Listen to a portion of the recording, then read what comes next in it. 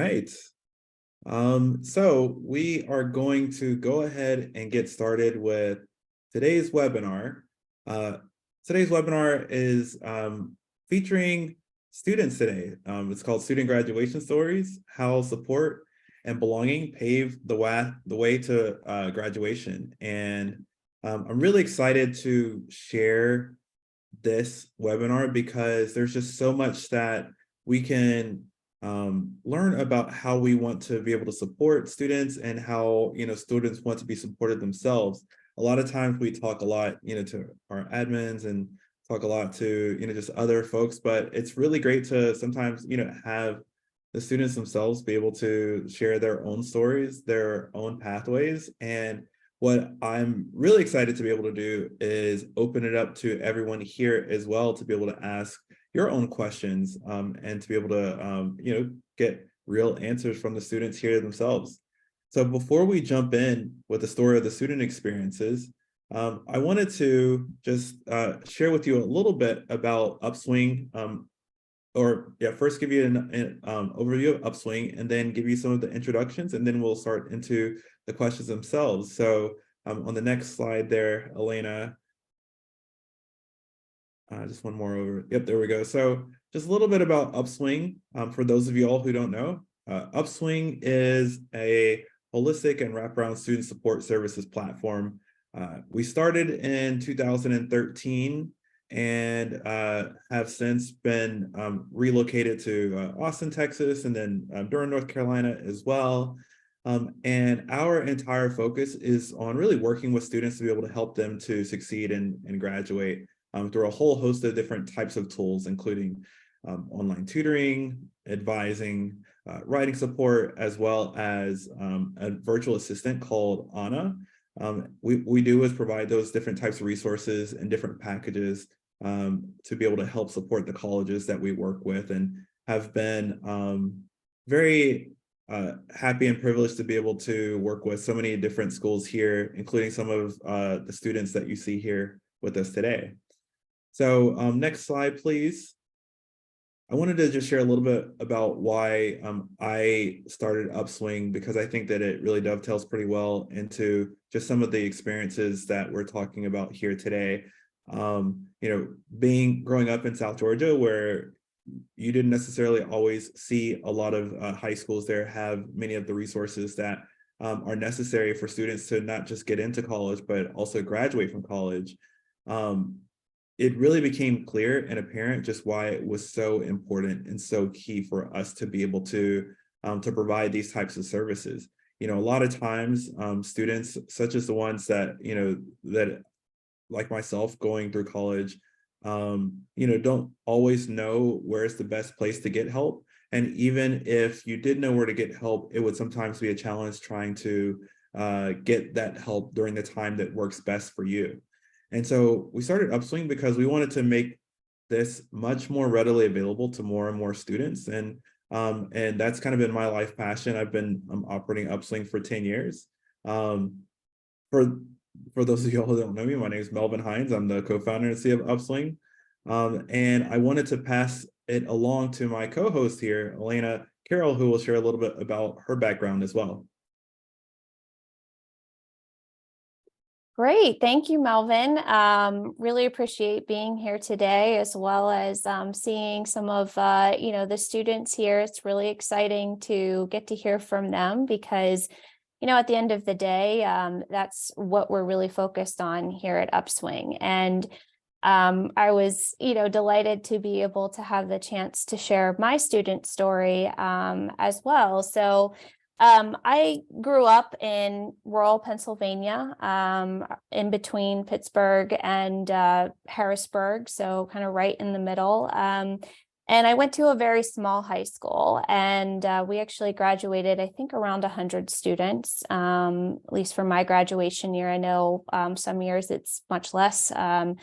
But I started off my college experience at a very small liberal arts school in central Pennsylvania. And it was a really kind of eye-opening experience for me. I had done relatively well in high school and thought that I was prepared for college. And I think going into particularly my freshman classes, I was a pre-med major to begin, and just really got an eye-opening experience. Like I said, that I wasn't necessarily as prepared as I thought I was. I had a lot of peers that had taken AP courses. I didn't even know what AP was at the time, which was kind of funny. I also had a lot of my peers talking about, taking the ACT, and that was something else that I had never heard of. And I always joke that it's kind of funny because before I came to Upswing, I actually worked at a test preparation company for about 10 years. So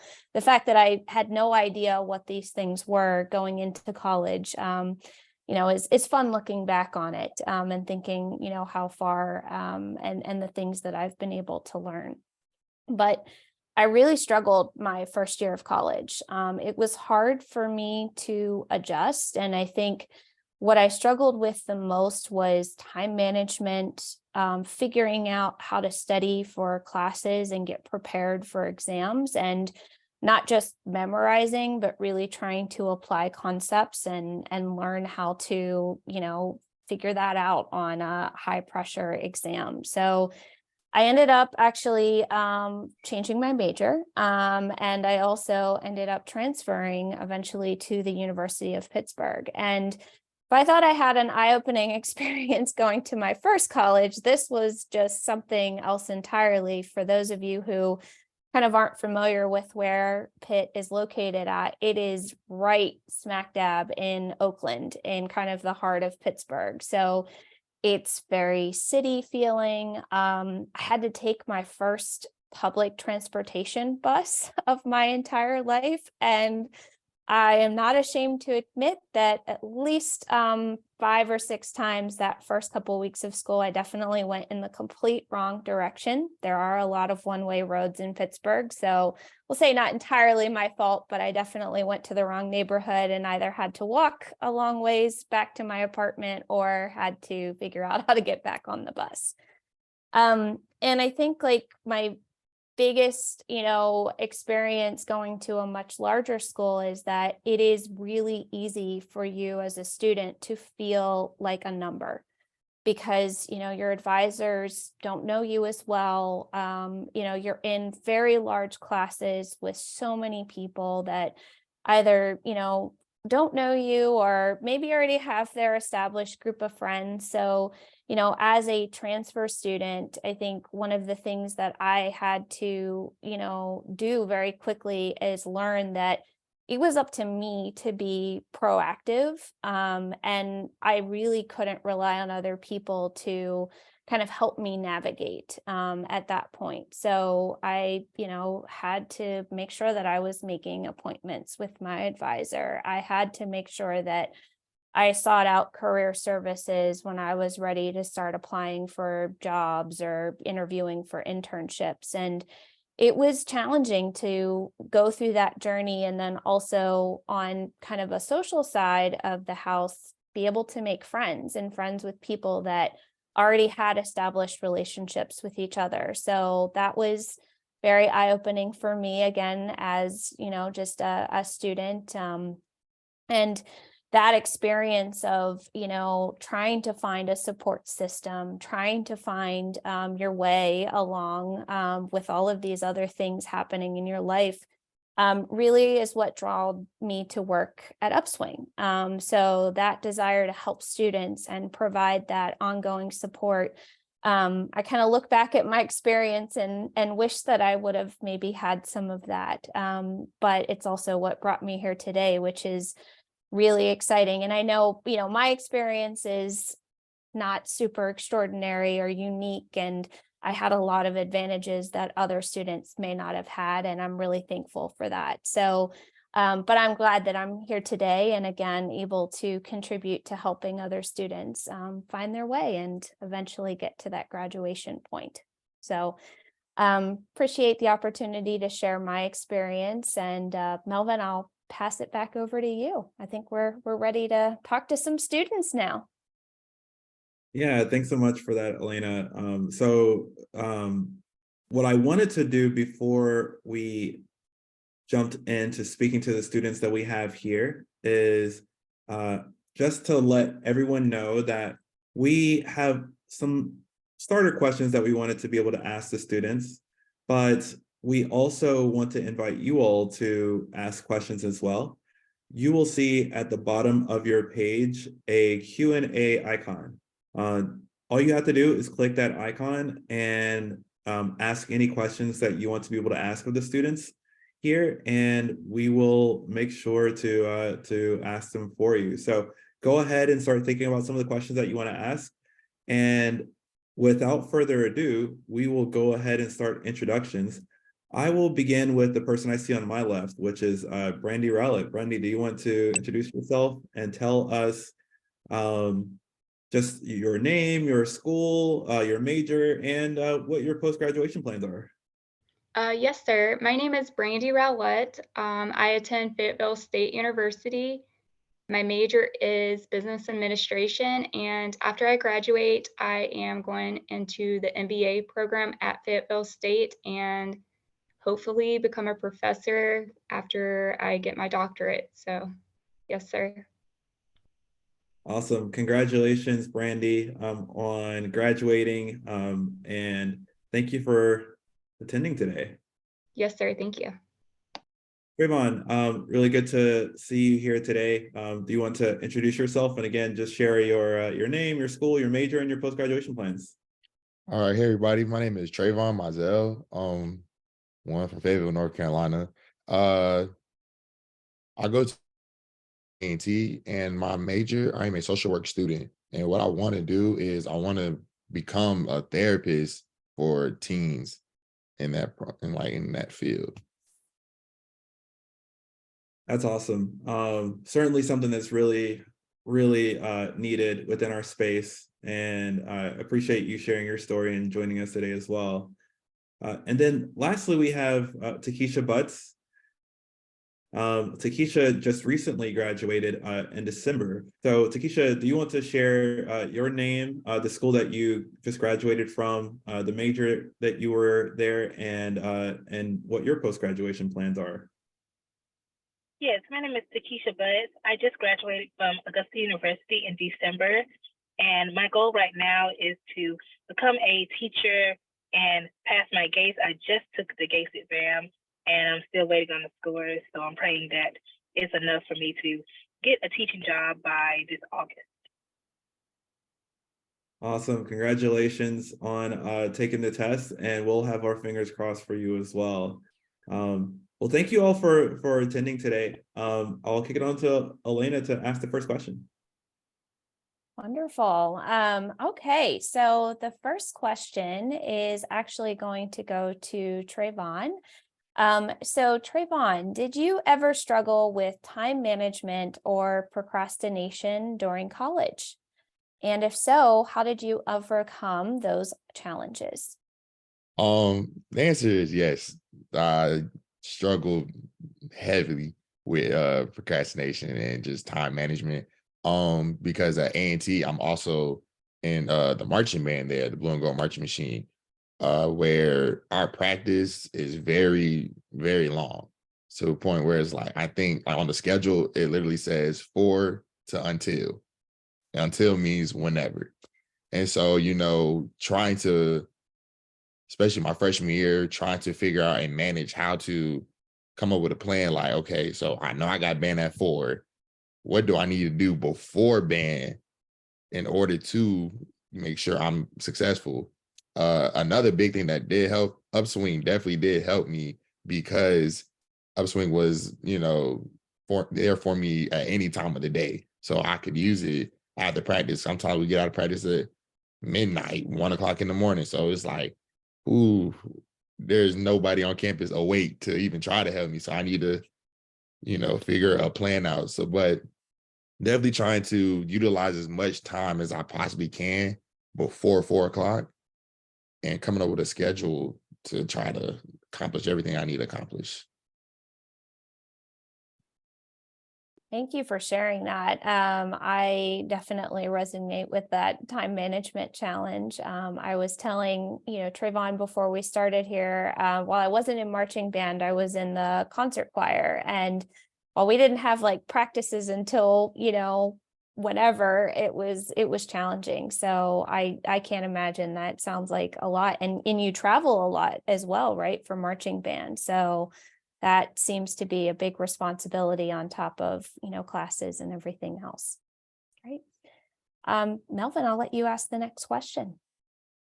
Yeah, so this question is for Brandy.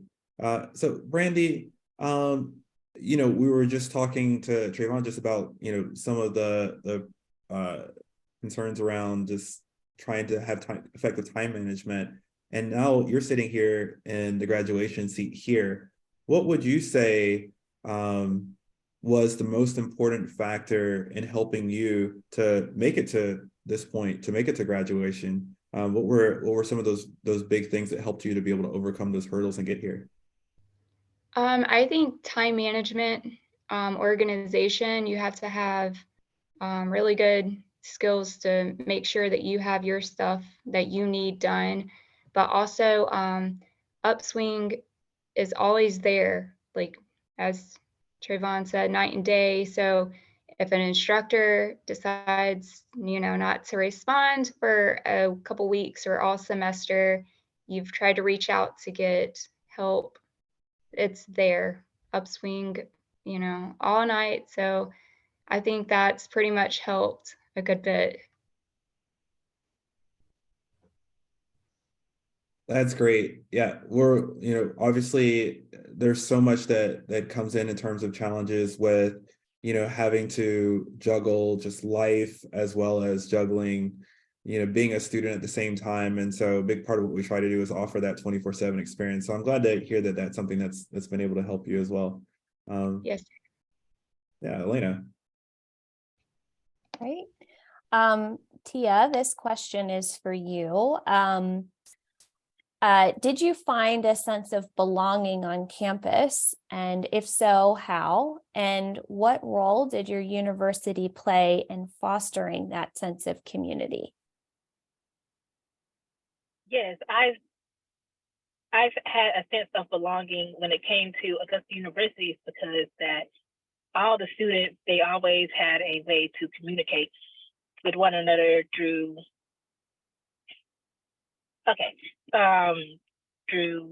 college classes and assignments, most definitely assignments and grading.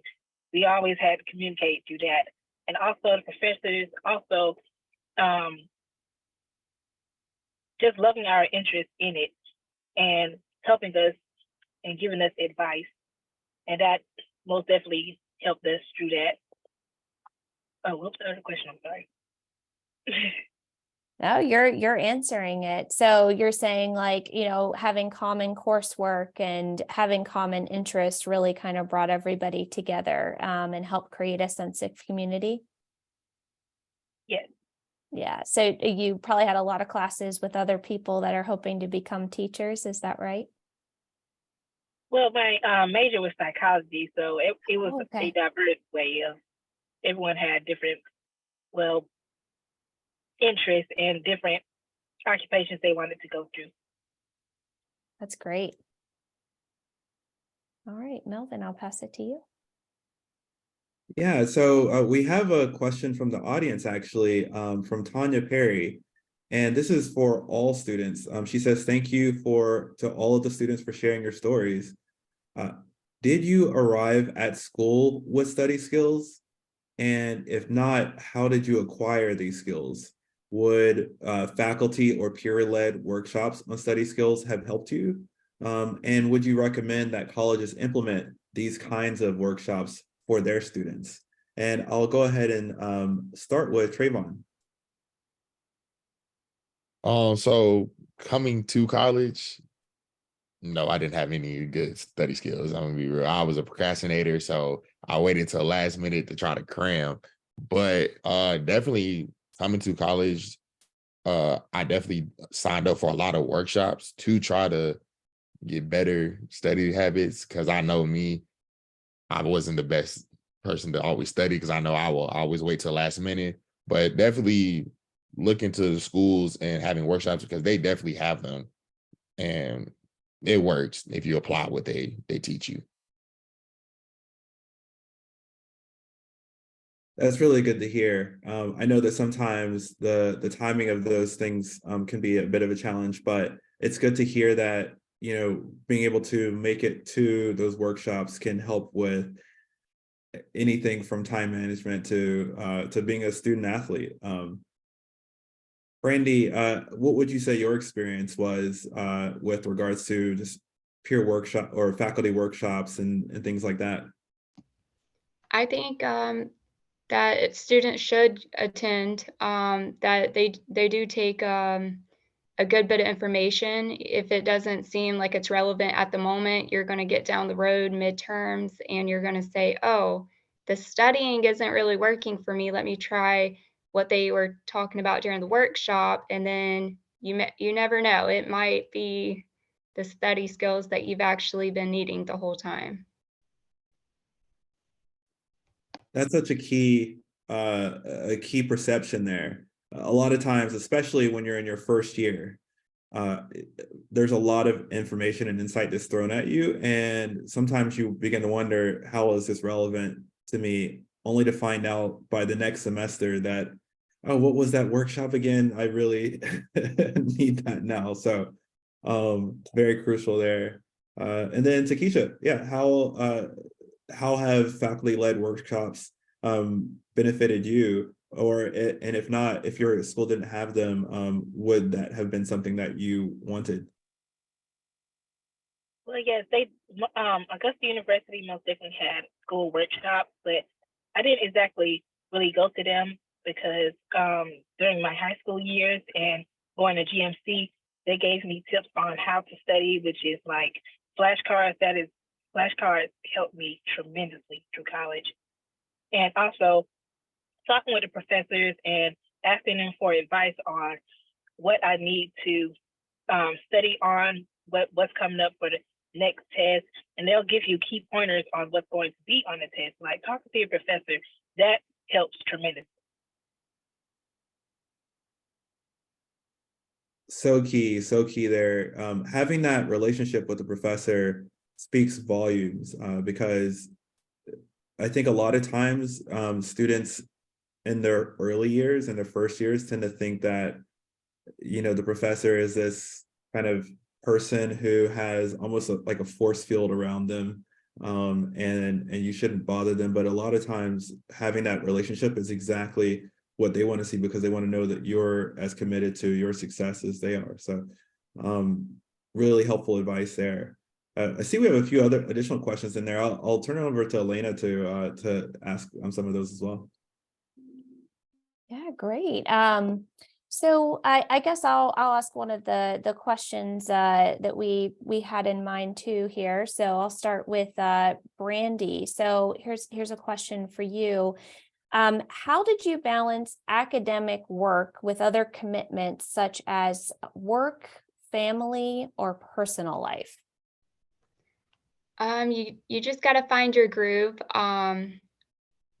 Me personally, I make a calendar, a monthly calendar, write down the kids' events, my school events, and that will be my overview. And then for the weekly breakdown, I actually take a separate notebook, go on my Canvas, I see the due dates, I write it down, and then when the kids go to bed, so they're not missing out on any, parent time, I could help them with their education stuff as well.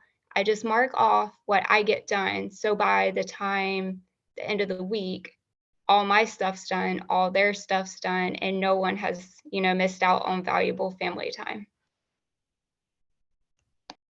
I love that. I have twin girls that are 7, and even, not attending school and balancing work. And I live and die by my planner. So it's great to hear that, someone else does that as well. I can so relate to that. I will ask a question that we had come in from the chat. So I see a question here from Randy. So Randy says, students often struggle with academic stress and experience mental health issues.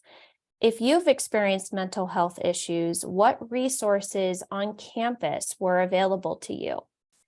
Should there be more support groups for those who are experiencing lots of academic stress? A really great question. So I'm actually going to start with Trayvon on this. So Trayvon, what resources were available on campus for mental health? And do you think there's a need for, support groups for students who are experiencing a lot of academic stress? Absolutely. One resource that we do have, I forgot the hall name of it, but it's a counseling services where you can go to. It's free as long as you're enrolled in the school. It's free for all students, and the counseling services really help out. And I know another thing that my university does, uh, ever since COVID happened, they schedule 5 days like random and within the semester of mental health wellness days where all classes are suspended. There's no work supposed to be due on that day, so that way you have time to gather yourself and get your priorities together and just take a debrief, because everybody needs a debrief from a lot of work and stress and other activities. And another thing, I know my school at A&T, they host a lot of, don't want to say parties, but they host a lot of events, social gatherings. There you go. They host a lot of social gatherings. So that way you can just, enjoy being young and not have to really worry about school, but just enjoy being in your youth.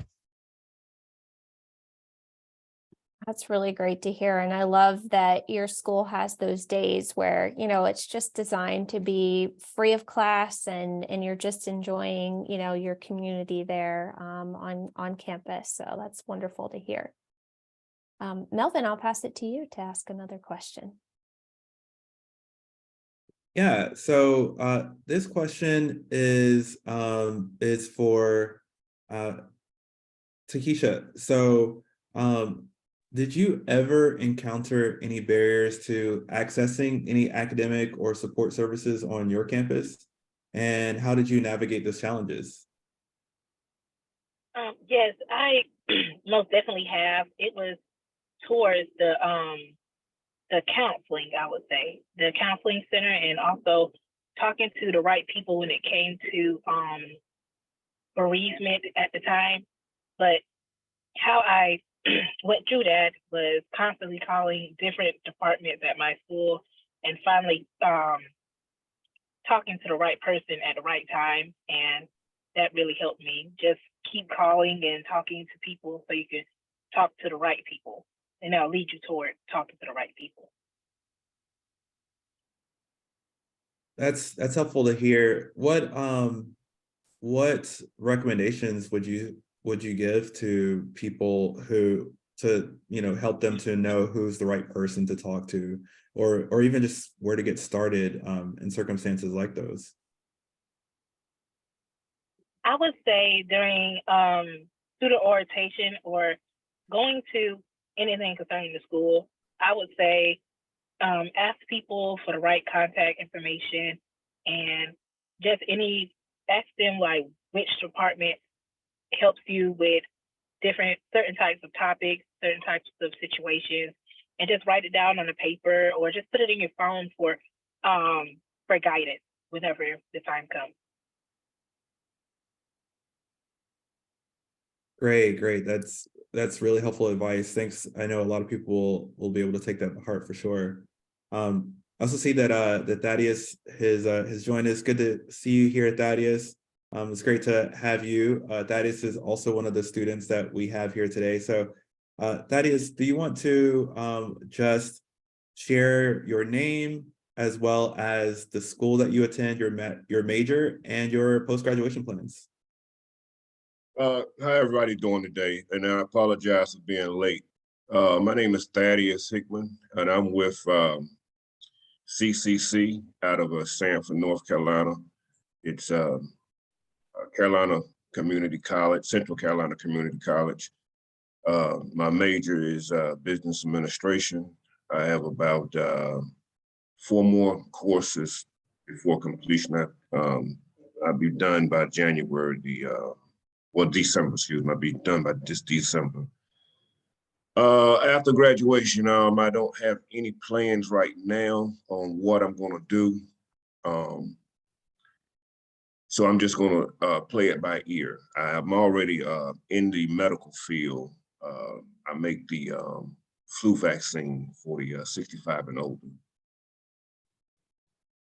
Oh wow, very very impressive. And congratulations on being right there on that doorstep towards graduation. I know that's got to be you're really happy to be that close to it. Oh yeah, yeah, yeah. So we have a question from the audience, and I'll actually start with you. So we have a question from Nina Wilson, and she says, "Thanks to everyone, to each of you, for sharing today. Who or what prompted you to connect with campus resources beyond your classroom? Or did you have to go out and find resources on your own?" So they're asking what prompted me to start with Upswing. Sure. With Upswing or with any resources that you may have found would be helpful for you as you were completing your degree.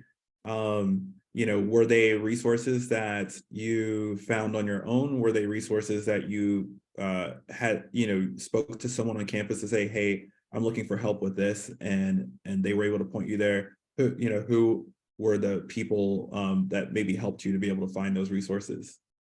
Actually, my instructors had spoken with me about it because when I first started, I myself was having a hard time even connecting because of some of the I like to sit in the class, so a lot of the classes was online, so that was kind of big anxiety thing for me. So once they told me about Upswing and several of the other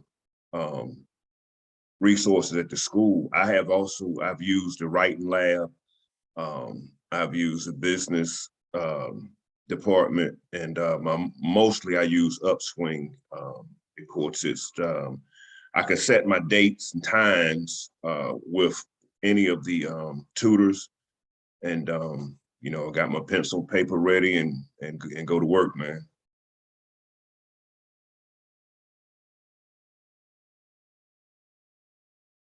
Sorry, I was still on mute. That's really good to hear. We certainly aim to please there, and I'm happy to hear that your instructors were really insightful and informative for just helping you to understand what's out there and what's available and to be able to support you. Brandy, were there any campus resources that or people on your campus that helped you to point you to the right resources? When you enroll at Fayetteville State, if you're classified as military affiliated or anything, they have someone reach out to you, and she usually gives really good resources. If you talk to her, if she thinks you have a disability that could be accommodated, she sends you to the disability office. So there's also a good bit of campus resources. You either find out through the Bronco Bulletin or word of mouth. So Awesome. And I was actually going to ask about that, whether or not there, being at Fayetteville State, there were resources that they specifically focused on military families. So that's really great to hear. I'm happy to hear that you saw that take place while you were there. And then I'll just ask one other question from the audience and kick it back on over to Elena. But this one came from Tanya, who just says, "Congratulations to everyone here. We always speak of the obstacles and challenges faced during college. What is the one thing that you would like to say to your professors to help them help other students as they prepare in their academic journeys?" Really, really insightful, important question there. I'll start with Takesha.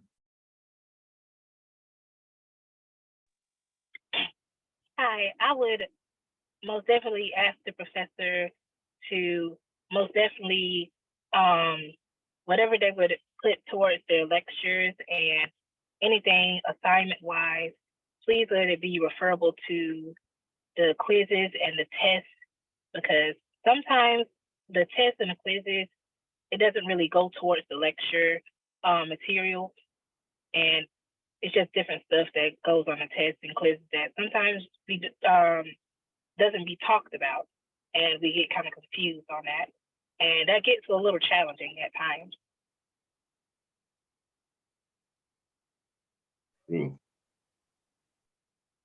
Sorry, you're gonna say something there, Thaddeus? No, I just said true. She's absolutely right. That's yeah, that definitely very insightful there for sure. Would everyone else agree with that as well? Brandy and looks like everyone's nodding their heads there. I'll kick it on over to Elena. Yeah, that's great. So I really love this question that Colmore asked in the Q&A. So here's the question.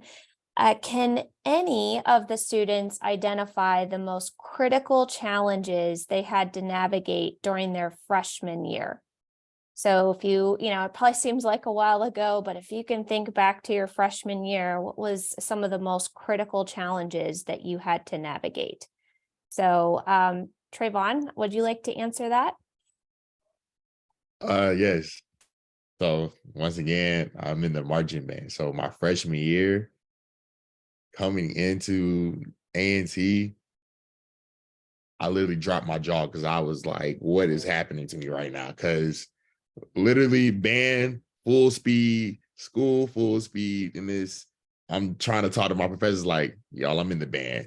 And most of them was like, ooh, we're gonna work with you. But the critical part was really just trying to manage my time with band, school, and everything else. And that was kind of hard. Like my first semester wasn't the best semester because I was new to college. I was just starting to be on my own, and I didn't have my mama and my dad, telling me every day, make sure you do this, make sure you do that, make sure you do this. And I was really getting a sense of life. Life was really hitting me, and I was like, man.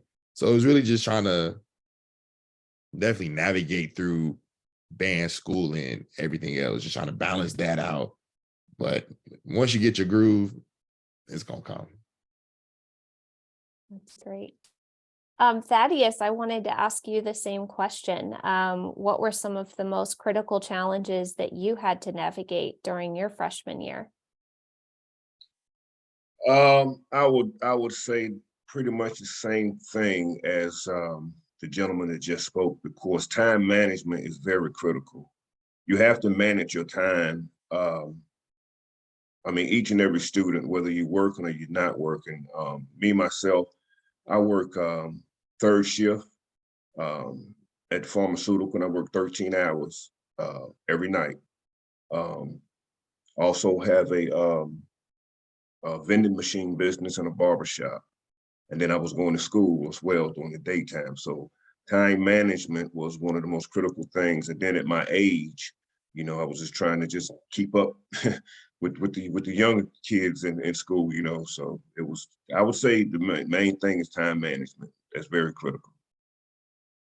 Yeah, that's really good feedback and advice. Thank you for sharing that. Takesha, I actually have a specific question for you. So looking back, is there anything that you wish your university had done differently to support your well-being? I would say their parking. Their parking was their parking was crazy at Augusta University, because the health science campus, that particular part, you can't even park beside the building near. Matter of fact, near the whole area. You have to park at another campus at AU and then get on the bus. And sometimes that bus will have you late. So like the other two said, time management. If you know how the bus is going to be, you got to park your car at a specific place at a specific time so you can get to your classes right on time. Yeah, it's so funny, like things like parking, you don't think could be such a major, factor in every single day and interaction you have at school. But I could imagine that being very frustrating and being just a point of stress that you have to think about every single day, figuring out where to park and timing that appropriately with getting to class. So I can understand that. Absolutely. Melvin, I'll pass it back to you. Yeah, sure. Before jumping in, it certainly seems that even with all the different types of questions we've been asking today, one of the biggest refrains that keeps coming up is really around time management and having to just kind of manage being a student, particularly in that first year. It's something that obviously everyone recognizes,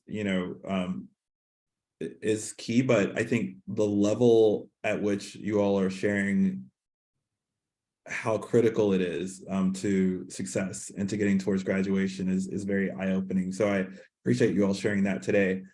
I wanted to jump to another question that we have from the audience here. From Angelica Gathings.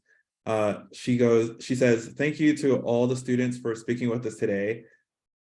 Parentheses, BGMM is one of the best bands in the land.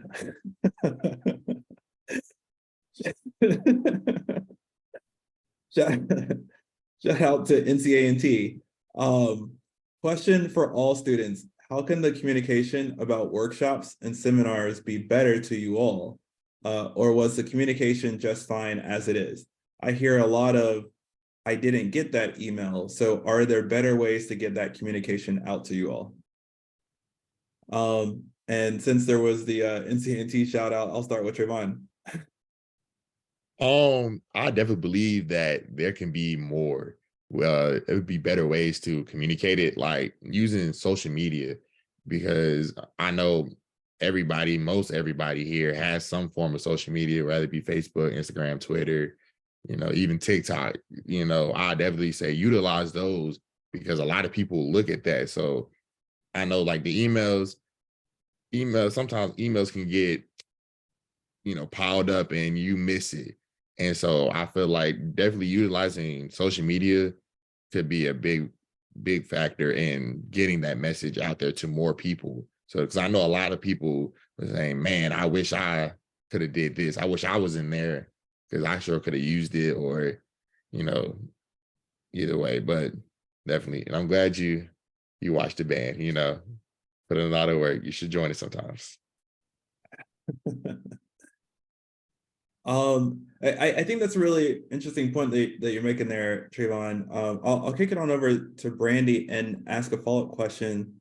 So, because we've heard a lot about how emails are, at least from admins, about how emails don't always work in terms of informing students.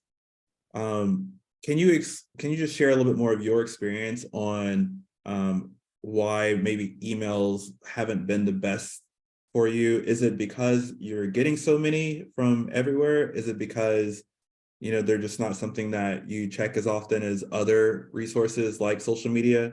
What would you say are some of the reasons why emailing students hasn't necessarily been the easiest format?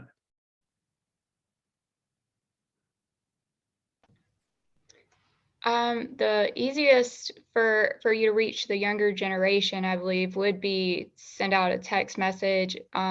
There's a lot of stuff in our emails that really could make important information get lost, such as a reminder to do an assignment or just announcements and stuff like that. I think universities, the professors should leave that on Canvas or mention it in your labs, your lectures, and leave the emails more towards the universities to let them get something across that would benefit the students, such as workshops or events happening in the hall to help student campus life.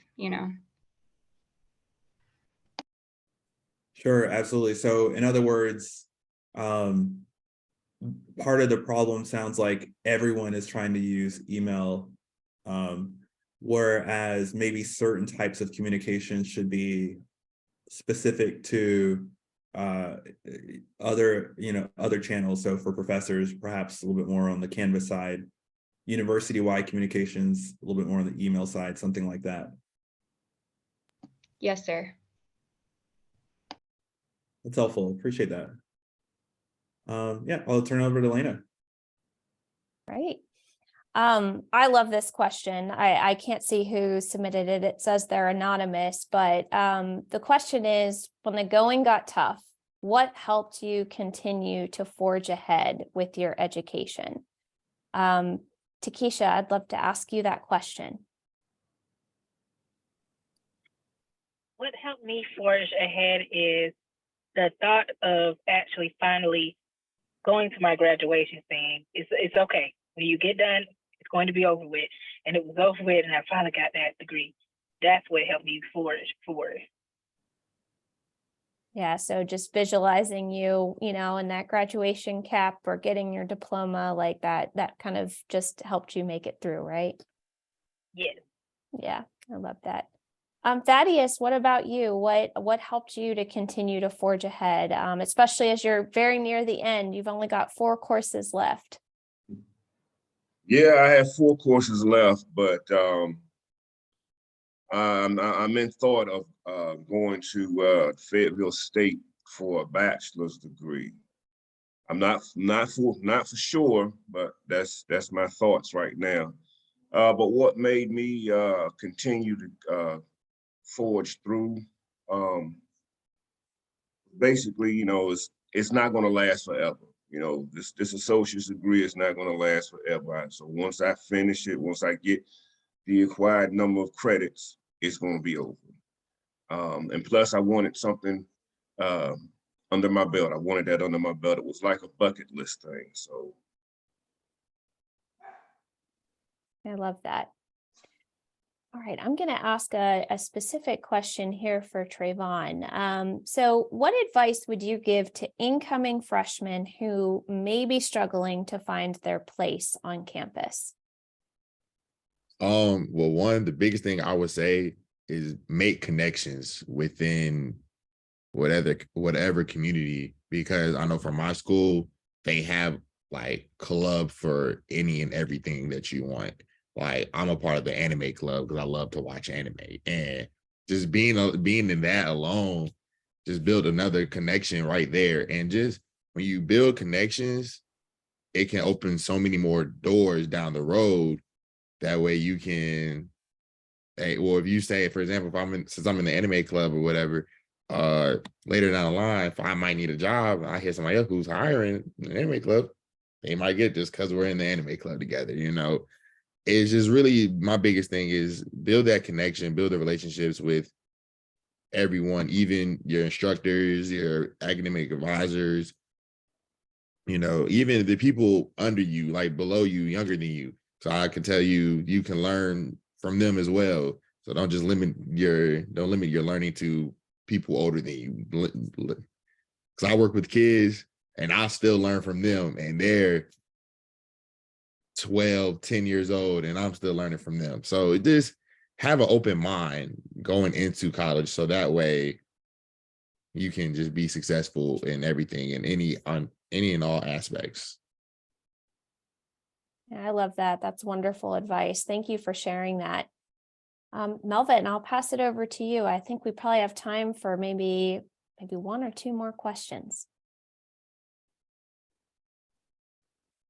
All right. Yeah.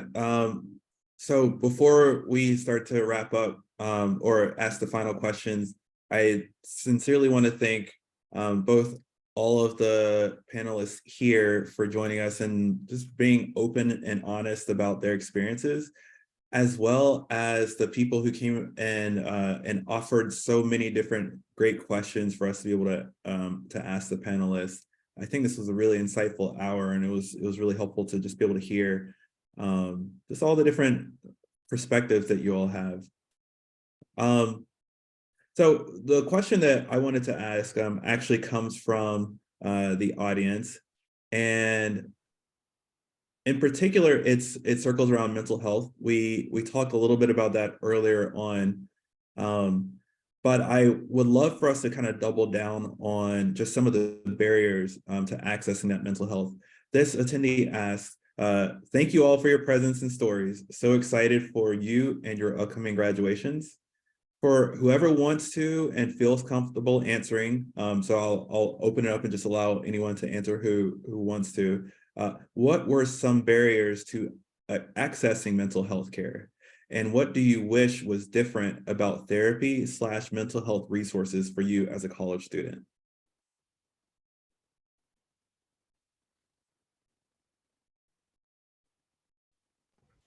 I'll answer. I think that mental health is extremely important and it doesn't get enough attention. Mental health can come in, different sizes and symptoms, and not everyone shows the symptoms of it. I think that people should contact disability at their college and say, hey, I'm having these issues. Can I get an appointment? What documentation do I need from my doctor? What services could I receive just to help? Because you might be suffering as a student, but you've made it this far in your education and you don't want your GPA or anything to be ruined or get a little bit lost in that just because you're afraid or don't have the resources to reach out to get mental health services. So I think it's really important to start, researching who the disability coordinator is at your school and just have an open talk with them just to see what they can do to help you. So true, so true. Thanks so much for providing that feedback and advice. Is there anyone else who would like to tackle that question as well? I would say that mental health is something that is overlooked a lot of times. I mean, because like she said, a lot of people have it in different ways, and it's never really addressed. And I would speak on myself, being in the military, I do have some type of mental health issues. But I was not afraid. I was more of ashamed to speak with anyone about it. But until I, started getting help myself, I was able to better navigate not only through life, but also, through college, because, taking college courses, it could bring it out a lot more than if you wasn't taking college courses, So a lot of people are going to need help. They just need to know the resources that's going to be able to help them. Absolutely, absolutely. And thank you both for sharing, just your stories and your perspectives there. I know that is certainly something that can be challenging to do amidst an audience that you can't see, but I think that the messaging that you're sharing can be so powerful and helpful to just so many different schools and students and admins all throughout the country. So thank you all again for your time today. And thank you for your answering all the different questions that you've shared today. This has been really, really insightful, really informative. I will pass it on over to Elena to share some information about our June summit that we would certainly love everyone to participate in. But certainly, Brandy, Trayvon, Takesha, and Thaddeus, I really appreciate your time today. Get on over to Elena. Yeah, thank you again. I know I've learned so much through this session, so really appreciate all the time that you all have spent with us. So yeah, as Melvin said, we're actually offering a free virtual conference this year on June 15th. We're titling it Equity in Education. It's going to be from 10 a.m. to 3 p.m. Eastern. And as I said, it's absolutely free to attend. There's going to be webinars kind of all day long, covering, important topics to increasing equity in education. So we're going to be talking about supporting non-traditional students, engaging Black and minority males, and creating belonging through mentorship and much more. We have an amazing keynote speaker lined up. We have lots of people that are either working in higher ed or working in ed tech that will be sharing their experience and stories. And we're also doing something a little new, actually, at the request of some of the folks that have attended our webinars this year. Will be providing professional development certificates at no additional cost for anybody that would like them and, of course, attends. So my colleague Simone here is going to share the link to the conference in the chat. So encourage you to register, and for whatever reason, if you can't make it that day, we'll of course share all of the recordings from the day as well. So I hope that you'll be able to join us, and of course, tell your friends. We're really excited to put this on. Last but not least, I did want to just thank our audience for being here today. I think we felt very keenly this time that we were putting this webinar on during a pretty stressful time of the semester. We know that everybody is very busy with, finals and getting folks ready for graduation. So we really appreciate everybody's time today, and hope that you'll be able to join us in June. We will be sending out the recording from today's webinar. You'll get that in the next day or so. And if you have any follow-up questions, or if you're new to Upswing and want to learn about us, you're welcome to reach out, and we'll make sure to help you the best that we can. So thank you all again for attending, and thank you to our students. Congratulations. We're so happy for you, and happy again that you were able to share your experience with us today. So have a wonderful day, everyone. Thank you. Thanks, everyone. All right.